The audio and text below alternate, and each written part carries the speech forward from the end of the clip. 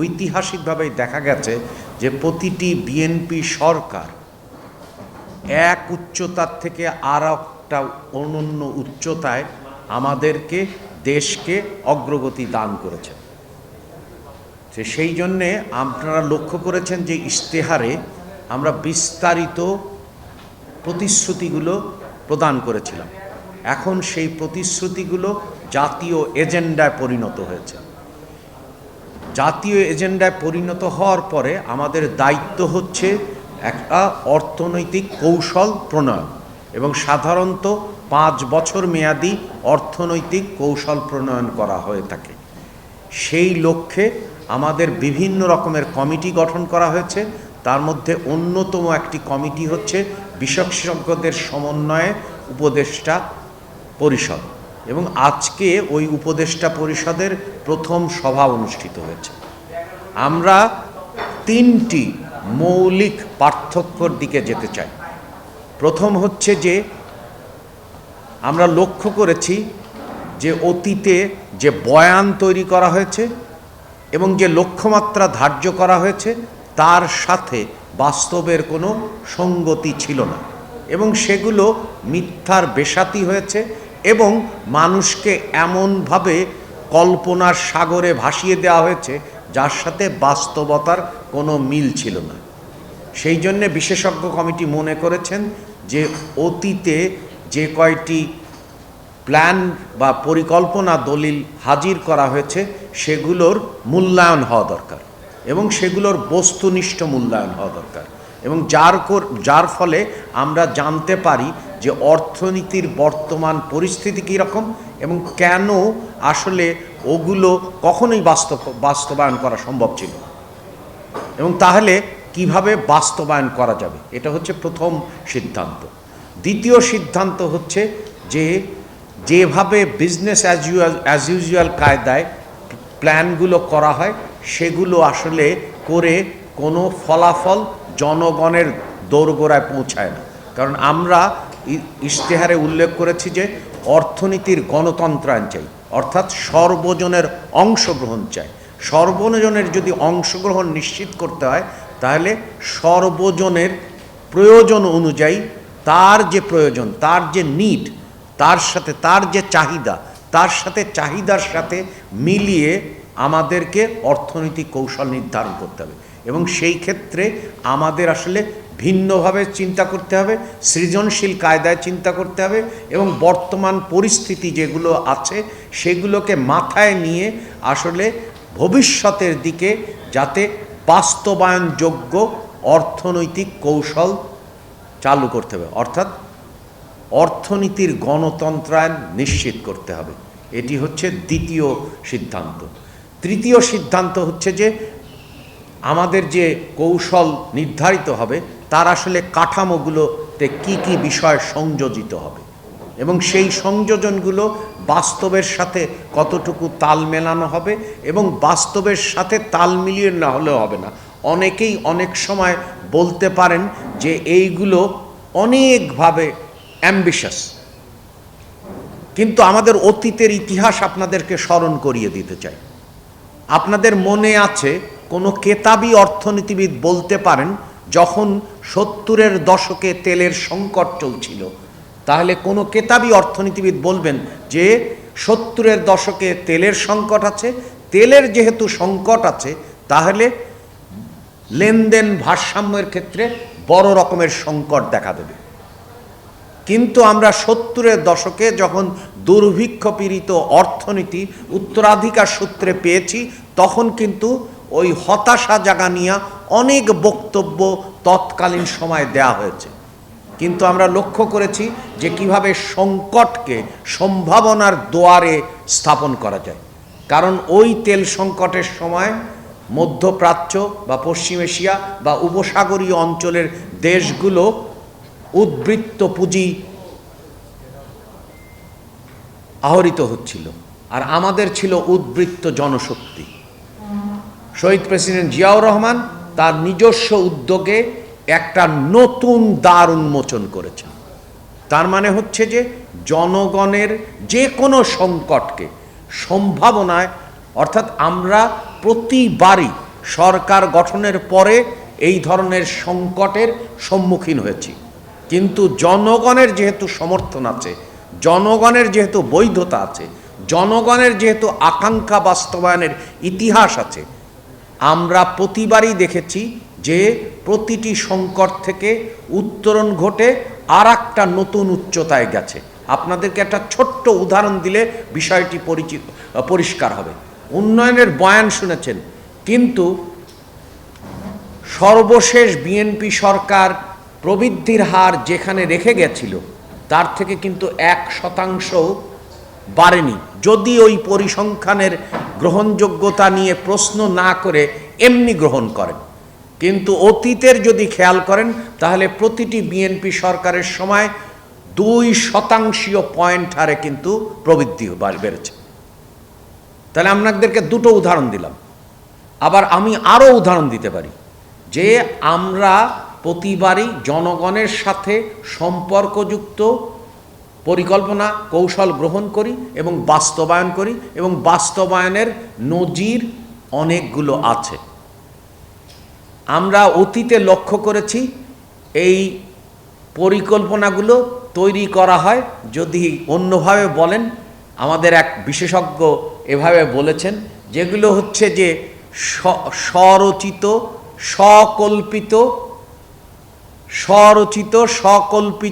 সকল্পিত চমৎকার একটা রচনা, যার সাথে বাস্তবের কোনো সম্পর্ক নাই, কল্পনাও নাই। কিন্তু কারণ চিন্তা যদি শক্তি থাকে তাহলে কিন্তু অনন্য উচ্চতায় গ্রহণ করা যায়, যেটা আমরা উল্লেখ করলাম। যে আমরা যে কোনো কেতাবি অর্থনীতিবিদ বলবেন যে তেলের সংকট, আমরা যেহেতু তেল আমদানি করি তাহলে লেনদেন ভারসাম্যে বড় রকমের ঘাটতি তৈরি হবে। কিন্তু ওই সংকটের মধ্যে শুধু সমাধানই করা হয়নি, চ্যালেঞ্জকে নেওয়া হয়েছে এবং চ্যালেঞ্জকে সুযোগে রূপান্তরিত করা হয়েছে, এবং আমাদের উদ্বৃত্ত জনশক্তিকে ওই সমস্ত দেশগুলোতে নিয়ে যাওয়া হয়েছে, এবং যা আজকের বর্তমানের অর্থনীতি তার প্রাণশক্তি হিসেবে দাঁড় করানো হয়েছে। একইভাবে পোশাক শিল্প, সেটাও কিন্তু আপনারা জানেন, সারা পৃথিবীতে যখন মাল্টিফাইবার অ্যারেঞ্জমেন্টের, তখন আমাদেরকে যে এটিসি এবং এটা দুটো পোশাক শিল্পের ক্ষেত্রে কিন্তু দুটো ব্যাপারেই আমরা সংকটকে সম্ভাবনায় কাজে লাগিয়েছি। একটা হচ্ছে যে অনেকগুলো দেশের কোটা পূরণ হয়ে গেছিল, তখন কিভাবে আপনি নতুন শিল্প যাত্রা করবেন, এটা শহীদ প্রেসিডেন্ট জিয়াউর রহমানের সময় হয়েছে। আর আপনাদের মনে আছে যখন এই যে মাল্টিফাইবার অ্যারেঞ্জমেন্ট থেকে এগ্রিমেন্ট অন টেক্সটাইল অ্যান্ড ক্লোদিংয়ে, অর্থাৎ বিশ্ব বাণিজ্য সংস্থার দিকে যাওয়া হলো, তখন চারিদিকে প্যানিক, বাংলাদেশের কি হবে। কিন্তু আমরা লক্ষ্য করেছি সেটা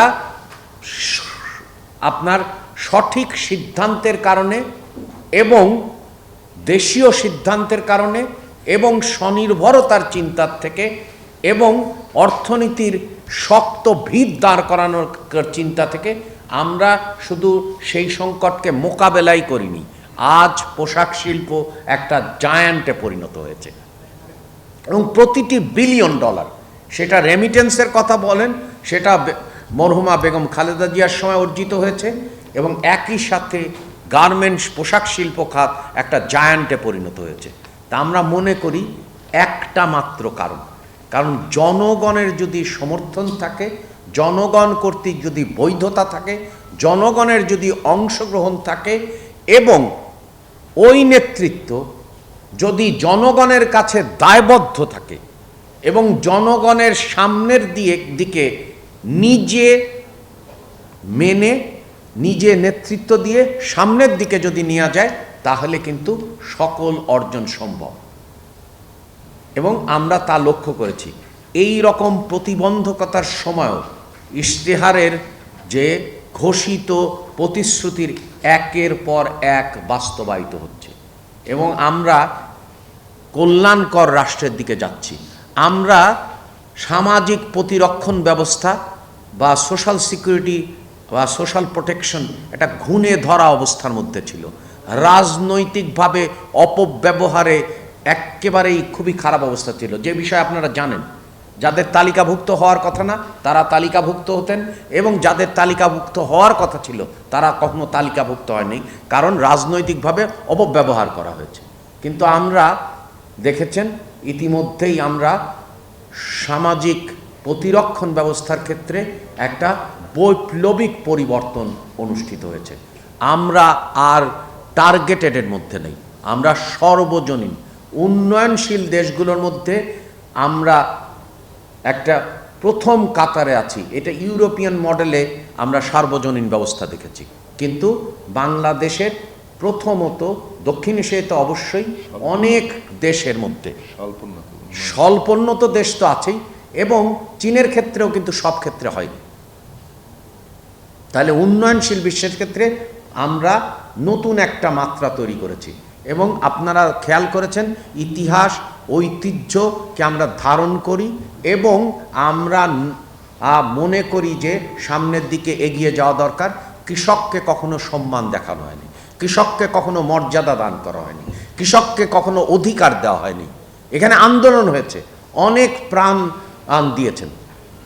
তাহলে আমরা এই যে আন্দোলন, প্রাণ দেয়া, এবং যারা যোদ্ধা আছেন, আমরা বা আমাদের যে ইতিহাস সেইটা হচ্ছে মুক্তিযুদ্ধের থেকে 24-এর ইতিহাস, আমরা সেই জন্যে আমরা সংস্কারগুলো করতে চাই, এবং সেই অনুযায়ী উন্নয়নের লক্ষ্যমাত্রা নির্ধারণ করতে চাই।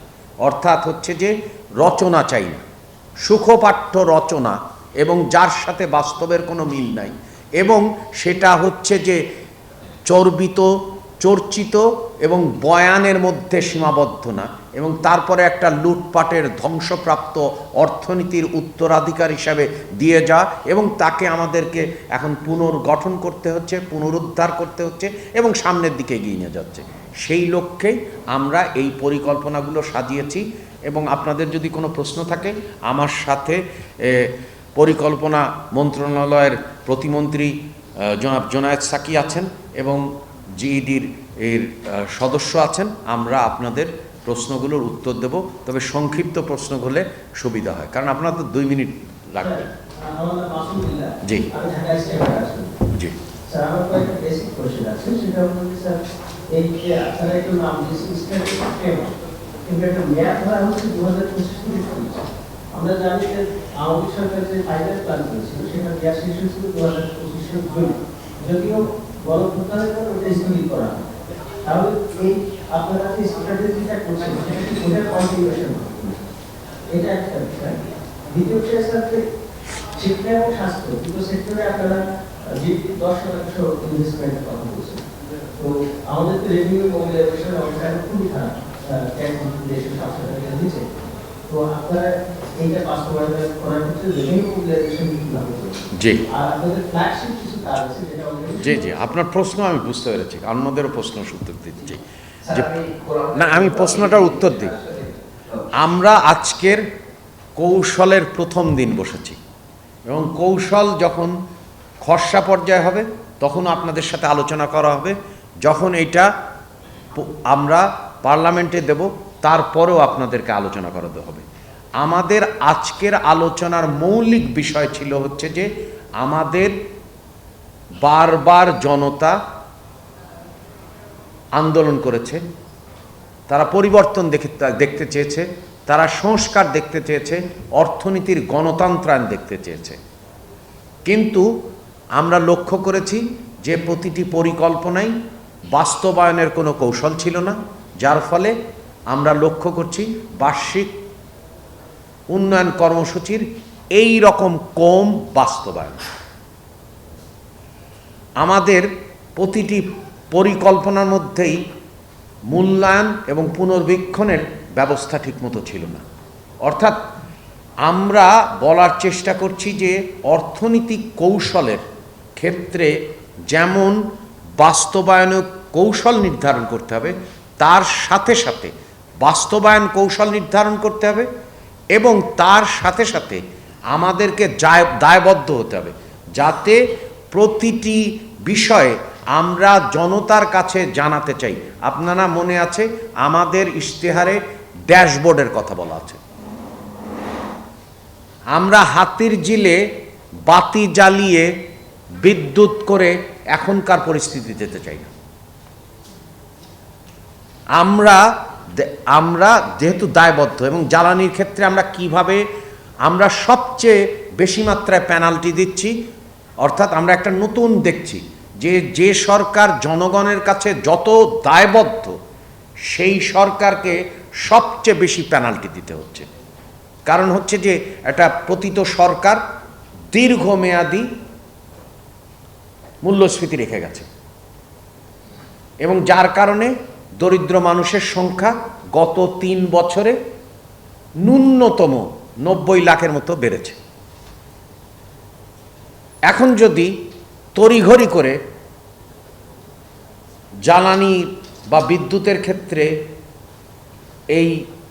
এই যে অ্যাডজাস্টমেন্ট করা হয়, তাহলে কিন্তু মূল্যস্ফীতি উস্কে যাবে। এবং সাথে সাথে এখন বড় মৌসুম চলছে, সেচের ব্যবস্থা নেওয়া দরকার। তা আমরা যেটা করছি সেটা হচ্ছে অবশ্যই দামের সাথে অ্যাডজাস্টমেন্ট হবে, মানে আমরা অবশ্যই করব। আপনাদের মনে করিয়ে দিতে চাই, ইউক্রেন যুদ্ধের সময় গ্যাসের দাম বাড়েনি, কিন্তু কতবার বিদ্যুৎ এবং গ্যাসের দাম বেড়েছে। তাহলে আমরা যেটা বলার চেষ্টা করছি, কেন আসলে আমরা মনে করি যে জনগণের কাছে দায়বদ্ধ জবাবদিহি সরকার আসলে অর্জন করেছে, যা আমাদের অতীতের ইতিহাস বলে। অনেক উন্নয়নের বয়ান বলা হয়েছে, পরিকল্পনার ছড়াছড়ি, delta plan, perspective plan, 5 year plan, কত প্ল্যান। একবারও কেউ 2% পয়েন্ট প্রবৃদ্ধি অর্জন করেছে বাংলাদেশের ইতিহাসে? কিন্তু আপনি যদি খেয়াল করেন, মরহুম শহীদ প্রেসিডেন্ট জিয়াউর রহমানের সময় 2% পয়েন্ট প্রবৃদ্ধি অর্জিত হয়েছে, বেগম খালেদা জিয়ার সময় 2% প্রবৃদ্ধি অর্জিত হয়েছে, আর কোনো সময় কিন্তু হয়নি। তার মানে আমাদের ইতিহাস। এবং প্রতিটি সংকটকালে নতুন ধরনের সুযোগ তৈরি করা হয়েছে। ইতিমধ্যেই আপনারা খেয়াল করেছেন, মাননীয় প্রধানমন্ত্রী কল্যাণ রাষ্ট্রের ক্ষেত্রে সর্বজনীন ব্যবস্থা তৈরি করার ক্ষেত্রে ফ্যামিলি কার্ড, নারীর অগ্রসর, অর্থাৎ নারী যদি আমরা উন্নয়ন মাপব কিভাবে, একটা যদি সূচক থাকে তাহলে হচ্ছে যে নারীর অগ্রগতি, দেশের অগ্রগতি, উন্নয়নের অগ্রগতি, এবং সকল নারীকে এই কার্ডের আওতায় আনা হচ্ছে। ঠিক একই কায়দায় আমাদের এই অঞ্চল শুধু না, বাংলাদেশ শুধু না, এই অঞ্চলের সব জায়গায় কিন্তু পয়লা বৈশাখ উদযাপন করা হয়। সেটা যেমন আপনার ভারতে করা হয়, নেপালে করা হয়, শ্রীলঙ্কায় করা হয়, মিয়ানমারে করা হয়, থাইল্যান্ডে হয়, ক্যাম্বোডিয়া হয়, এবং ভিয়েতনামে হয়। এবং দেখেন যে পয়লা বৈশাখ যে সৌর বৎসর, যদি আকবর যেভাবে কৃষির সাথে আপনার চন্দ্রমাস এবং সৌর বৎসরের সম্মিলন ঘটিয়েছেন, ঠিক একই কায়দায় আমরা কৃষকদেরকে প্রথম বাংলাদেশের ইতিহাস না, অনেক দেশের ইতিহাসে তফসিলি ব্যাংকের কার্ড দেওয়া হয়েছে। অর্থাৎ ব্যাংককে আপনার হিসাব খোলার ক্ষেত্রে কি করতে হতো, এখন ব্যাংক যাচ্ছে, এবং ভিসা কার্ড দেওয়া হয়েছে। এবং আমরা মনে করি সবাইকে মিলে কাজ করতে। সেই জন্যে আপনাদের মনে আছে কাগমারি সম্মেলন, আপনাদের মনে আছে মৌলানা আব্দুল হামিদ খান ভাসানী। আমরা শুধু একজনকে কেন্দ্রীভূত করতে চাই না, আমরা সবাইকে নিয়ে কাজ করতে চাই। সেই জন্য মাননীয় প্রধানমন্ত্রী এই কৃষকের কার্ড উদ্বোধন করার ক্ষেত্রে মজলুম জননেতা মৌলানা আব্দুল হামিদ খান ভাসানীর মাজারে গিয়েছেন। অর্থাৎ হচ্ছে যে আমরা চাই যে সাধারণ মানুষ, সকল মানুষের অগ্রগতি। হ্যাঁ, আর কারোর কোনো প্রশ্ন না থাকলে স্যার, আপনি আমি এই নিয়ে কাজ করি। জি স্যার, আপনি বলছিলেন যে সংকটকে আপনারা সম্ভাবনায় রূপান্তর করতে চান। তো আপনি এই ক্ষেত্রে সংকটের ক্ষেত্রে প্রধান যেটা উদাহরণ হিসেবে দিয়েছেন জ্বালানি তেল সংকট, এই মুহূর্তে যেহেতু দেশের অর্থনীতি বড় চ্যালেঞ্জ মোকাবেলা করছে, সেটা কি স্যার? যেহেতু জ্বালানি তেল সংকট কিংবা সরবরাহ যেভাবে আপনারা বলেন, এবং মধ্যপ্রাচ্যের এই সংকটের কারণে ওয়ার্ল্ড ব্যাংক অলরেডি কনসার্ন প্রকাশ করেছে যে বাংলাদেশের আরো কয়েক লাখ মানুষ গরিব হয়ে যাবে, দারিদ্র সীমার নিচে চলে যাবে। আপনারাও বলছেন যে জিনিসপত্রের দাম আরো বাড়বে। এবং সেই সঙ্গে মূল্যস্ফীতিও আরো পিছিয়ে যাবে। তাহলে সেক্ষেত্রে স্যার সম্পর্কে আপনারা সম্ভাবনায় যে রূপান্তর করার কথা বলছেন, সেটা আসলে কৌশলটা কি হবে আপনার? জি, আপনার এইটাই হচ্ছে পরিকল্পনার আগের সরকারের সাথে আমাদের সরকারের পার্থক্য। আপনি খেয়াল করেছেন যে ইস্টার্ন রিফাইনারির কথা বলা হয়েছে, পুরো গ্যাস এবং বিদ্যুৎকে আমদানি নির্ভর করা হয়েছে। এ বিষয়ে তো আমাদের কোনো সন্দেহ নেই। আমরা কোনো গ্যাস উত্তোলনের ব্যবস্থা করিনি। আমরা আবার বলেছি যে আমরা জলবায়ুর ক্ষেত্রে সবচেয়ে ভিকটিম, এবং বিরাট 500 লোকের 30 জন মন্ত্রী নিয়ে বিভিন্ন সম্মেলনে অংশগ্রহণ করেছি। তাহলে প্রথম কাজ ছিল, যদি স্বনির্ভরতায় বিশ্বাসী হতেন, তার চেয়ে বড় জিনিস এই কৌশলের ক্ষেত্রে এটা সবচেয়ে গুরুত্বপূর্ণ, যে কৌশলগত মজুদ থাকতে হবে। অর্থাৎ সেটা খাদ্য নিরাপত্তার ক্ষেত্রে এবং সেটা জ্বালানি নিরাপত্তার ক্ষেত্রে। আপনারা বলেন কোন বেঞ্চমার্কিং আছে? আমি আমদানি নির্ভর করলাম কিন্তু এলএনজি স্টেশন নাই। আমি তেল শোধনাগার বললাম যে ERL 2 হবে, কিন্তু সেটা অর্জিত হয়নি। বরং আগে 30 দিনের ক্ষমতা ছিল, এখন সেটা 17-15 দিনের নেমে যাচ্ছে। এইটাই হচ্ছে পরিকল্পনা। কেন আগের পরিকল্পনা কাজ করেনি? কারণ আমরা বারবার লক্ষ্য করেছি মূল্যস্ফীতির ক্ষেত্রে কৌশলগত যে পণ্যগুলো আছে সেগুলোর মজুদ দরকার। এখন তেলের ক্ষেত্রে আছে যে তেলের ক্ষেত্রে যদি মজুদ, এবং আপনার সেটা খেয়াল ক্ষেত্রে মনে রাখতে হবে, একদিকে যেমন রিটার্ন অন ইনভেস্টমেন্ট আসতে হবে, তেমনি বাসযোগ্য পৃথিবী হতে হবে। এখন আমি তেলের ক্ষেত্রে যদি সয়াবিন না করব না সূর্যমুখী করব, তাহলে আপনার স্বাস্থ্য উন্নতি হবে এবং আপনার তেলের ক্ষেত্রে যে নির্ভরতা এবং মজুদদারির যে প্রবণতা, সেই প্রবণতাকে আমরা কৌশলগতভাবে সেটা মোকাবেলা করতে পারি। যেমন এটা কিন্তু প্রেসিডেন্ট জিয়াউর রহমানের সময় এই যে আজকে যে বাফারগুলো দেখছেন, অর্থাৎ ধানের ক্ষেত্রে আপনার আর পরবর্তীতে গমের ক্ষেত্রে, তার মানে এই যে পণ্যগুলোর ক্ষেত্রে যে আমাদের কৌশলগত মজুদের চিন্তা করা দরকার ছিল, এইগুলোই আমরা পরিকল্পনা করব, যেগুলো বাস্তবসম্মত এবং যার কারণে জনগণের পীড়ন বাড়ে না।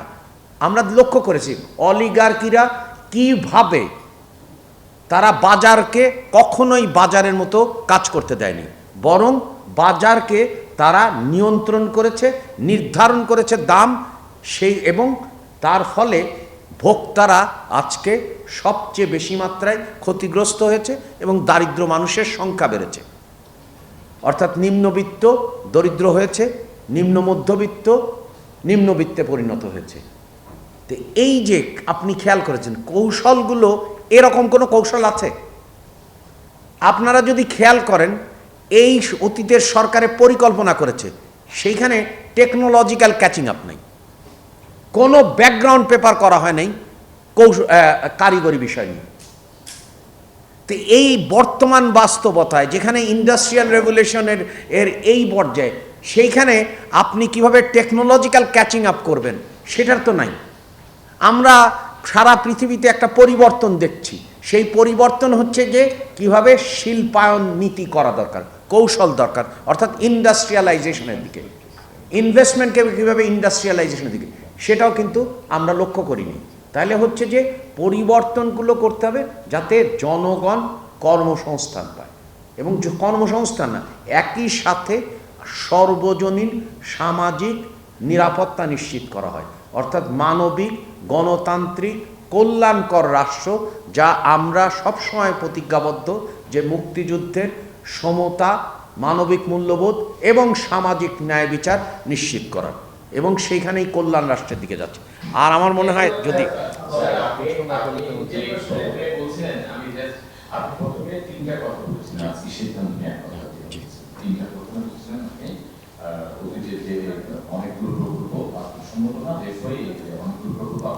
না বাস্তবসম্মত না, কোনো প্রকল্পই বাস্তবতাসম্মত হয়নি। সবগুলো প্রকল্প স্বজনতোষী পৃষ্ঠপোষকতার নির্ভরতার আঙ্গিকে সকল প্রকল্প নেওয়া হয়েছে। আপনি আমাকে একটা দেখান যেই প্রকল্প আপনার বাস্তবায়নযোগ্য হয়েছে এবং পৃষ্ঠপোষকতার ভিত্তিতে ছিল না। আজকে 1300 প্রকল্প হয়েছে। জি।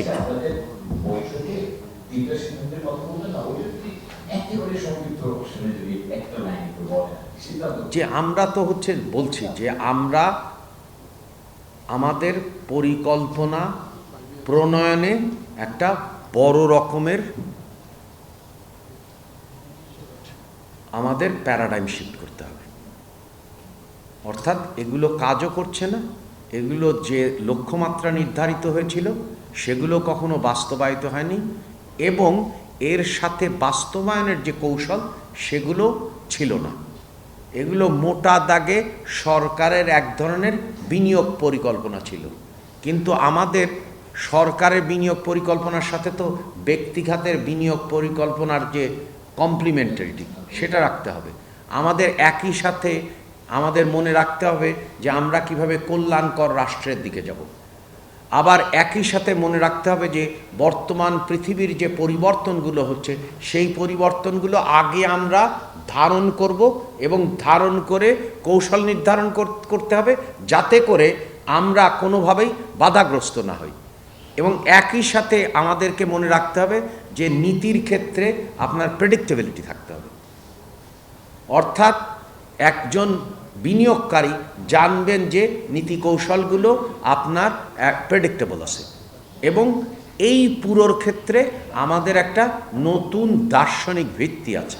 সেই দার্শনিক ভিত্তিটা হচ্ছে অর্থনীতির গণতন্ত্রায়ন দরকার, অর্থাৎ সর্বজনের অংশগ্রহণে অর্থনীতি, যাতে করে প্রতিটি সমাজের প্রতিটি মানুষ, প্রতিজন মানুষ দেখতে পান যে তার অংশগ্রহণ কিভাবে নিশ্চিত করা হচ্ছে। একই সাথে আমরা নিশ্চিত করতে চাই যে প্রতিটি থিম, জলবায়ু পরিবর্তন হোক আর অন্য বিষয় হোক, সেটাও নিশ্চিত করা হচ্ছে। এবং একই সাথে আমরা নিশ্চিত করতে চাই ডেমোগ্রাফির, অর্থাৎ শিশু থেকে বয়স্ক প্রবীণ পর্যন্ত